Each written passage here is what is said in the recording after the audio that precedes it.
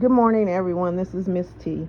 I hope everyone had a good evening and slept well and woke up this morning in good spirits, spent time with the Lord, and ready for your day. Today, what I wanted to talk about is finances in the black home, um, how we are, how we spend money and save money, and what we need to do to get ahead, how we can help our children get ahead, and some of the things that we did not know about um, that may have helped us in determining when to buy things or what to invest in. So, when you first um, have a child, a good thing to do would be to set aside money for that child, however you want to save it, monthly or weekly, uh, putting it in the bank or keeping it, in a place at home. I would suggest the bank so that you're not able to access it. Um, but however you want to do that, that would be up to you.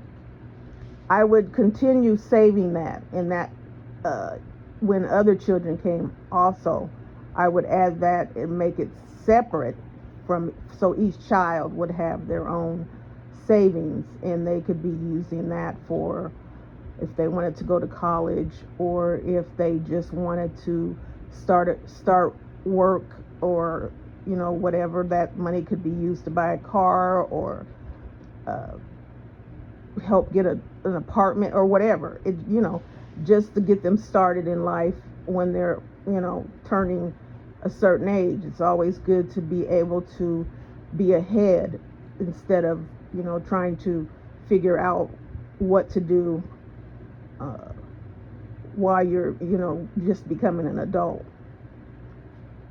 So when a child is able to be of working age, usually sometimes it's 14 or 16,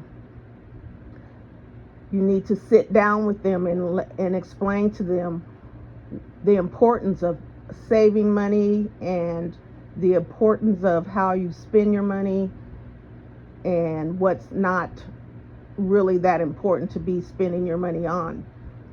It's a first time job, and kids get excited.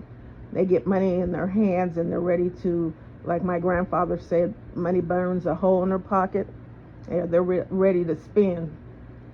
So I don't know if you could, I don't know how the banks work, but if you are allowed to put your child on a say, or you're allowed to have your name on an account with your child, that would be good for them. Then I would have them have a set amount of money that they would have to spend or save until their next paycheck. Then they could have like emergency money, if they needed to buy cleats, or something came up in school and they needed money for that. They need to understand what emergency means. It doesn't mean that a concert is coming to town and they just found out and they needed to get tickets. That's not emergency money. Um, the better you make them equipped with handling money, the better they'll be in life.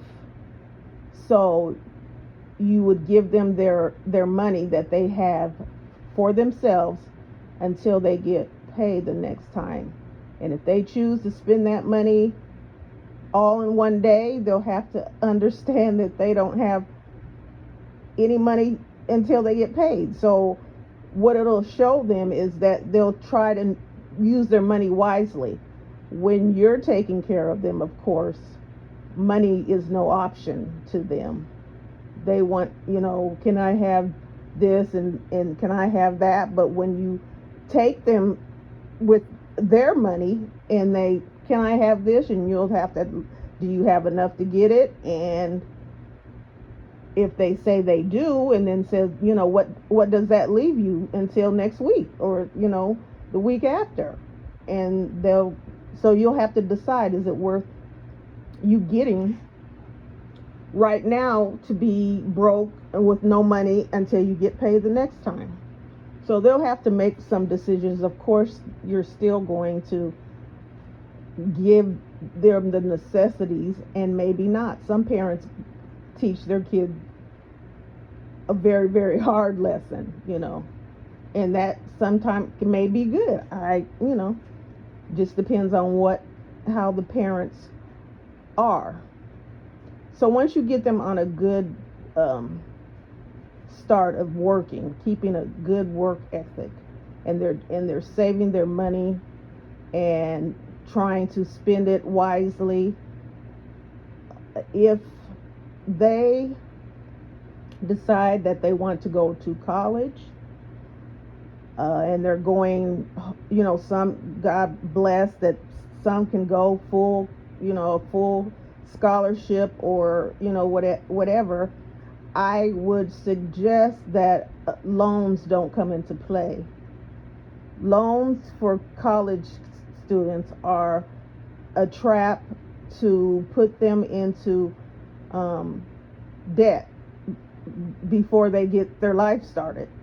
They give them credit cards when they know that they're not even working, they're going to school, and so they will up their credit limit and keep giving them these cards, and then by the time they're out of school, they already have a debt that they're trying to work off or trying to pay down. And there is nothing worse than to start your life, try to begin your life in a whole bunch of debt. That includes, if you're taking out, you do have to take out loans for school. You have to, defer and do all kinds of things to try to pay this debt off, and when you graduate. So mainly when you do graduate and get a good job, that job, most of the money is going to paying off that loan, school loan.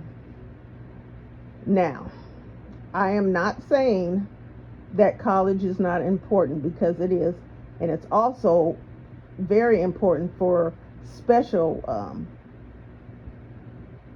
jobs that people want, doctor, lawyer. First of all, you have to go to college for those things. But if you're if you want to be mechanics, or there's some jobs that on the job training is usually the thing now. And so college courses aren't really needed. If you graduate, usually a GED or a certificate, a diploma, can get you a good job.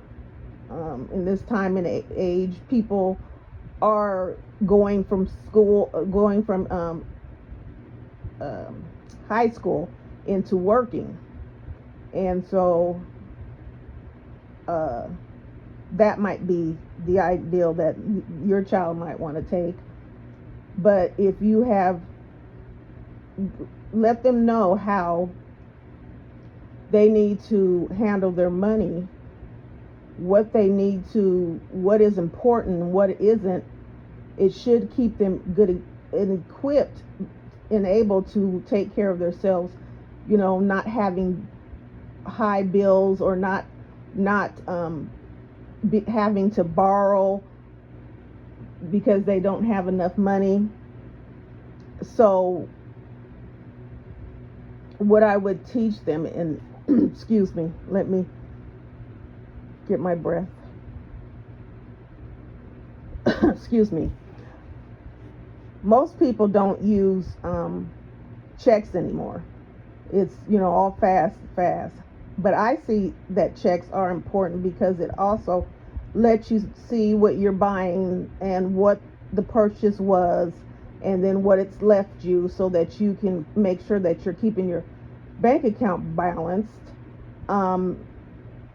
it also uh, is, if you use the checking, most people are not going to use the checking without having a card, but a card it's so easy to get in trouble with the card. They take cards everywhere. Cards, you can flash them, scratch them, tap them, whatever. Cards are just accepted, and it makes it easy for you to just spend. If you go to the mall and you have a card, especially a young person, there's no limit. You have access to all the money that you have in your account. You have access to spend whatever you want. But if you take out a minimum amount of money that you feel that you would need to go shopping, put your card away, take that money, and once the money you've spent it, then you're done shopping.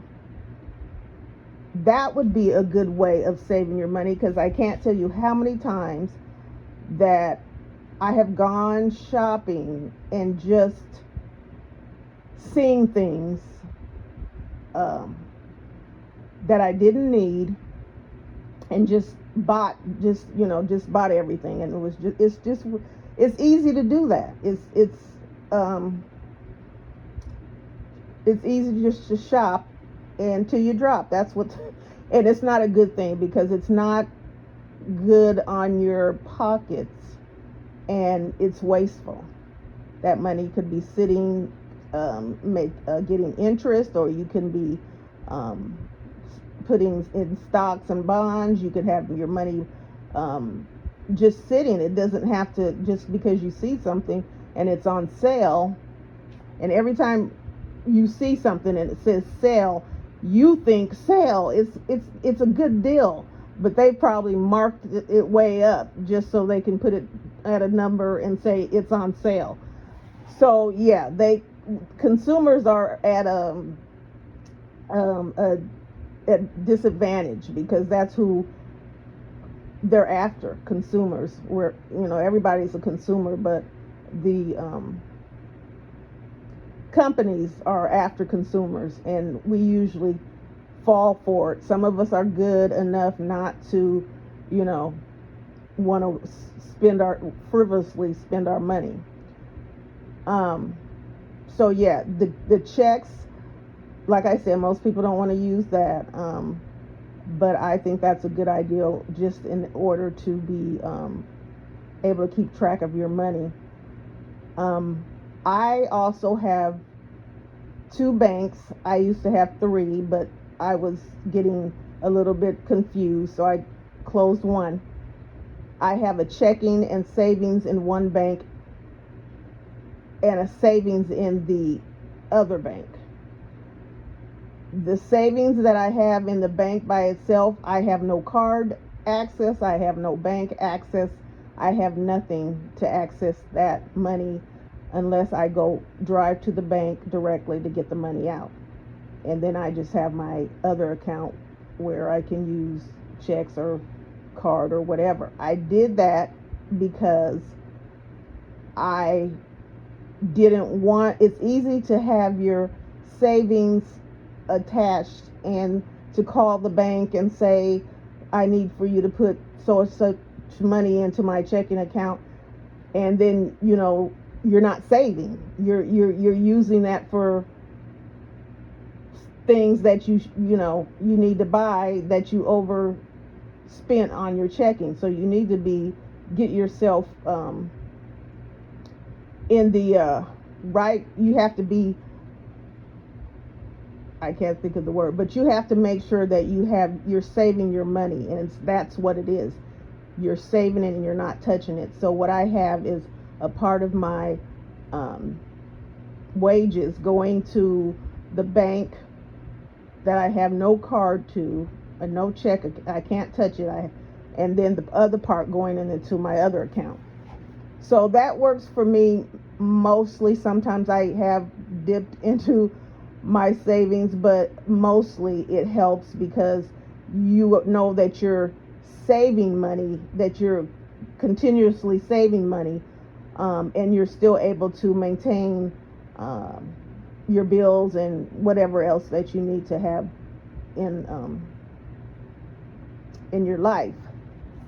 When it comes time to buy a house, people don't tell you, because usually people don't look into buying a house until they want to buy a house, that you're going to have a certain amount of money for different things, closing costs, or down payment, and whatever else.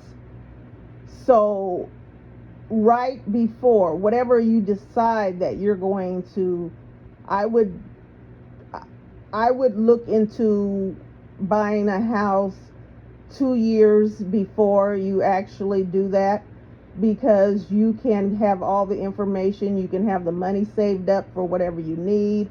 You can find the programs. There's programs for first-time homeowners,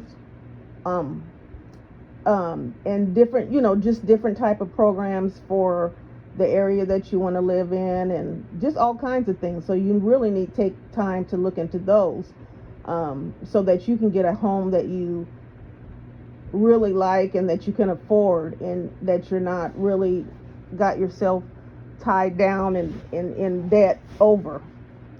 So now, as far as the house, this is what I have done with my house.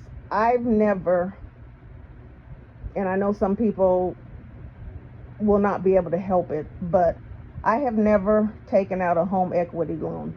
I don't want to pay any more into my house than I have to, because I don't know, I might want to turn my house into a rental and buy a new house, or I might want to, whatever. I just don't want to feel like I'm paying forever for a house. So I never have taken out a home equity loan or any type of loan against my house lien. I do have, the repairs. There's different programs that you can pay once a month that will insure all of the things in your home, like your appliances and your furnace and air conditioning and all that, so that you're not having to pay thousands of dollars to get something fixed when it breaks down. So that is worth it. The home insurance is worth it. It's also the renter's insurance is worth it. So that's what you would need to have on your list of things to do once you purchase that home. You would need to make sure that it's winterized, have it surveyed, have it make sure the roof is in, well, they'll do that anyway, but make sure that you have all that done, and so that you can feel pretty good about the purchase of your home. For however long you may want to have your house forever, you may want to sell it later on, or you may want to turn it to rental, whatever you want. It's nothing like having your own home that no one can put you out of unless you do something wrong, I guess. But as far as buying a car, everyone knows that the car that you can get is going to be based on your credit history and your down payment, your job.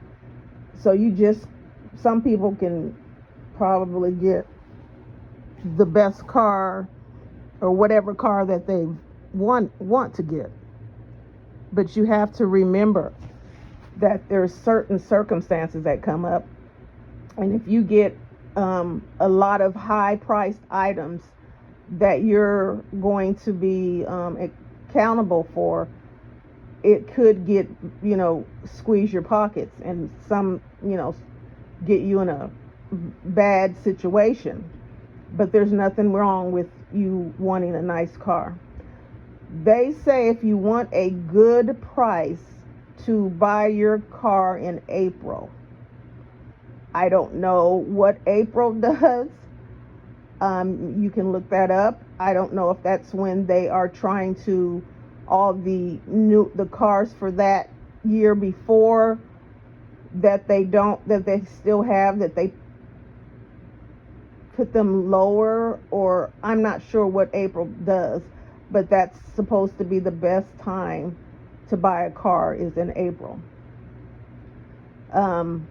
What I have done is I've always paid my car off before I bought it. I've never traded my car in. I've always kept it. So if I pay my car off and I'm going to look for a new car, I don't trade my car in. I keep it, especially if it's, good.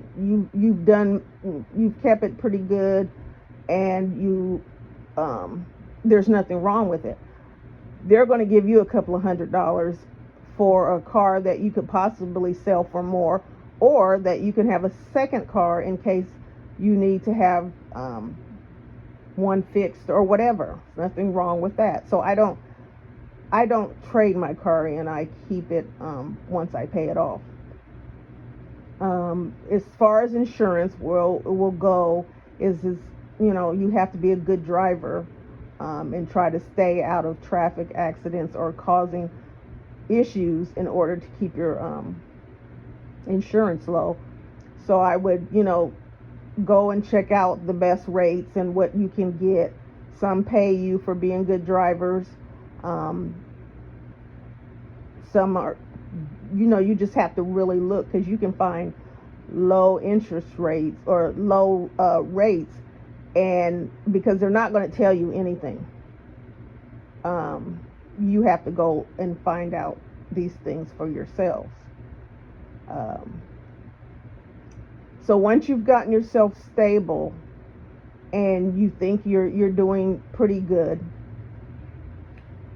you should have, and for some people you might be like, what? But you should have 6 months worth of income.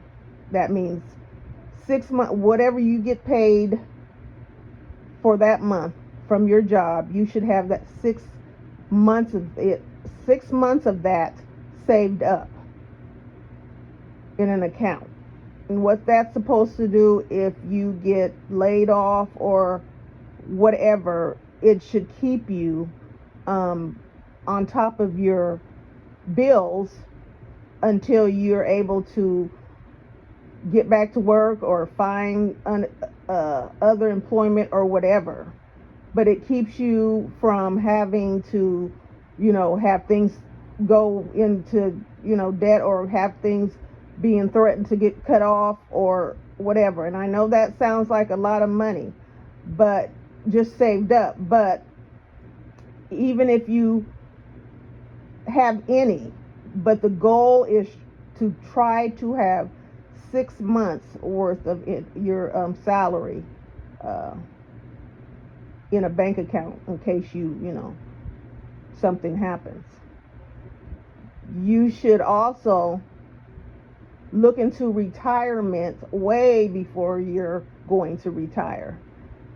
You can get with a planner. They can let you know how much money you can save up in order to retire early, if you want to retire early, or what can you do, to, just so that you're happy and not so stressed out about everything, and that your money is working for you and you're not just working for your money, that you can always look for things that can help you with your finances. So that is about it. It's not too long. There are other things that you can look up, how you can look into. There's programs that when you get older, how you can not have to pay your mortgage if you want to return the home. I don't suggest that. Also, why did I forget this? You should always, everyone should have a will. Um, a will so that everything is put down exactly how you want it to go. If you don't have a will, it's going to go to court. People are going to sometimes, it's going to, court is going to go on forever because if people are going to argue over things or want things that the other person wants, and it's it's going to be a big problem. So if you have a will, it will let everyone know what your wishes are. If you want to have your house sold and then the proceeds split amongst your family members or your children or whatever, if whatever you want, it's written down, and everybody knows what to do with it. And I would even have because sometimes people get overwhelmed, especially if it's really someone close to them that has passed on. You can already have your things together. You can already be paying on your funeral.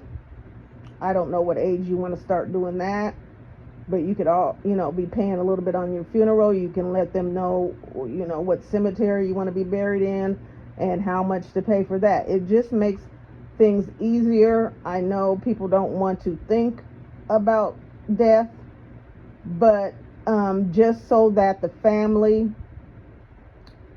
doesn't have to, and determining, some people pass on in ways that the family is distraught. So anything to make the family feel easier, that they're not really having to deal with a lot of things, and that would make it better for them. I would try and do. Just as a black people, we need to do better as far as insurance and those type of things. Everyone should have life insurance. You can have life insurance on your children. You need to have life insurance on yourself, your spouse. What that does is stops people, once again, who are grieving, going through a lot, having to deal with how are we going to bury this person. We have to set up a GoFundMe to bury this person, and that's a lot of stress and unnecessary stress and hardship. So yes, that's very important to have. I know a lot of people who don't have that, and they do depend on a GoFundMe. But a GoFundMe is not promised, and it's a lot to deal with. So make sure that you're well covered, and if you want to leave some to your family, your children, your husband, that will give them a little money for them. I hope I did forget a few things. I got some bad news this morning, and I'm trying to get through this, but I hope I didn't forget any other thing. Just that basically you should be on top of your everything, and make sure that everything is okay, just in case something happens. Whatever happens, someone would be able to deal with it, or you can deal with it, and make us a little bit better off dealing with life, if we're we're handling our finances better. So I hope everyone has a good day. Till next time,